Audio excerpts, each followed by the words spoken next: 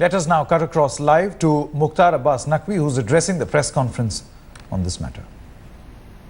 इतनी बड़ी घटना हुई जिसकी की जानकारी तुरंत एक 15 मिनट के बाद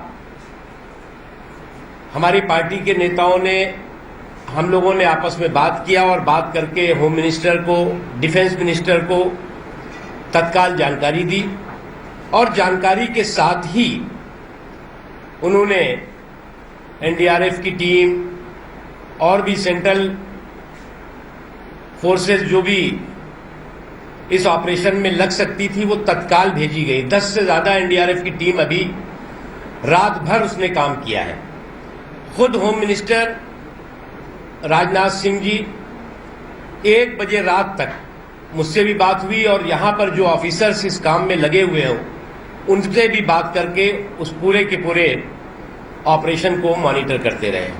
लेकिन स्टेट गवर्नमेंट में की तरफ से जिस तरह का कैजुअल अप्रोच था, इसीलिए मैंने कहा ये कैजुअल अप्रोच नहीं था बल्कि क्रिमिनल नेग्लिजेंस था।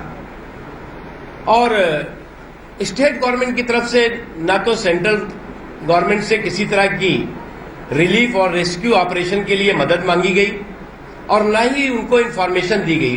केंद्र सरकार ने अपने से, हम लोगों के, भारतीय जनता पार्टी के लोगों के कहने के बाद तत्काल बिना समय गंवाए हुए जो भी आसपास अवेलेबल सेंट्रल फोर्सेस थीं, उन सेंट्रल फोर्सेस को तत्काल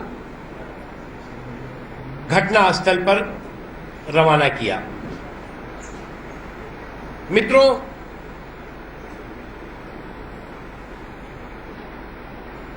हम इस पर किसी भी तरह की राजनीति और राजनीतिक लाभ या राजनीतिक नफे नुकसान के पक्ष में नहीं है और ना हम इसको राजनीतिक रूप से इस तरह की मानवीय घटना को, इस तरह की ह्यूमन ट्रेजेडी को हम किसी भी तरह से पॉलिटिकल एंगल से नहीं देखते। और इसीलिए हम चाहते तो कल हम भी जहां पर घटना हुई, जिस तरह से चीफ मिनिस्टर ममता बनर्जी साहिबा इस रिलीफ और रेस्क्यू ऑपरेशन के बारे में जो स्टेट गवर्नमेंट के ऑफिशियल्स हैं उनके साथ तत्काल इमरजेंसी मीटिंग करके और रिलीफ और रेस्क्यू ऑपरेशन के लिए जो भी टीम लगाने की जरूरत होती लगाती, उसका नहीं ना करके वहां धरने पर बैठ गई। हमें अपने आप में ये बहुत आश्चर्यजनक और बहुत ही दुखद लगा कि एक चीफ मिनिस्टर, एक स्टेट की सरकार का हेड इतनी बड़ी ह्यूमन ट्रेजेडी को कितने नॉन सीरियस तरीके से डील कर रही थी और किस तरह से ट्रीट कर रहे थे।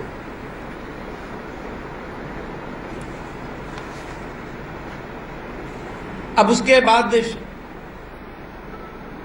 उसके लिए कहा जाता है कि साहब ये लेफ्ट पार्टी के टाइम में शुरू हुआ। हमारी पार्टी तो जो लेफ्ट पार्टी ने जो करप्शन, जो घपले घोटाले किए थे उसको हम कंटिन्यू कर रहे थे, उसी को हम प्रोटेक्ट कर रहे थे। इसका मतलब यही हुआ कि लेफ्ट ने प्रपोज किया, आप डिस्पोज कर रहे थे।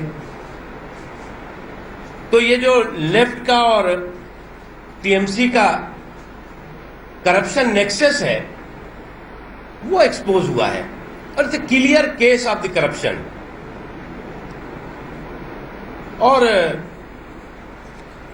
एक ब्लैक लिस्टेड कंपनी, उस ब्लैक लिस्टेड कंपनी को किस तरह का प्रोटेक्शन मिलता रहा, उस प्रोटेक्शन का रियल बेनिफिशियरी कौन है, इसके पीछे जो है वो जो इतना डिले हुआ, डिले के बाद जो है वो पहले जो सरकार लेफ्ट की थी उसने इसकी शुरुआत की, उसके बाद उसको प्रोटेक्शन मिलता रहा जो तृणमूल कांग्रेस का है। तो ये अपने आप में बहुत ही दुखद और दुर्भाग्यपूर्ण घटना है। अब उसमें कंपनी कहती है act of God. It's not act of God, it's act of fraud. Fraud protected by the state government, protected by the Trinamool Congress सरकार। It is act of fraud, clear cut act of the fraud. जिसमें कि complete corruption की गंध आ रही है। और इसीलिए हमने कहा था कि इसको कवर अप करने की जरूरत नहीं है, इसको जो है वो घुमाने की जरूरत नहीं है, सीधे सीधे इसकी सीबीआई से जांच की जानी चाहिए, क्योंकि ये सिर्फ क्रिमिनल नेग्लिजेंस नहीं है बल्कि करप्शन नेक्सस है। और जिस करप्शन नेक्सस ने इतने बड़े तादाद में बेगुनाह लोगों की जान ली, अगर सेंट्रल फोर्सेस मौके पर तत्काल बिना समय गंवाए नहीं पहुंची होती तो निश्चित तौर से ये और ज्यादा खतरनाक स्थिति और हालात होते। हम एनडीआरएफ की टीम, जो आर्मी लगी हुई है, जो और भी सेंट्रल फोर्सेस लगी हुई है, उनको हम बहुत बहुत उनकी तारीफ करते हैं कि उन्होंने बहुत रात भर काम किया है, दिन भर काम किया है और लोगों की रिलीफ और rescue operation. We can, focus on the positive things that we did there against Australia. We've got a very different team to those games that we played. We went through quite a few players throughout those 3 games.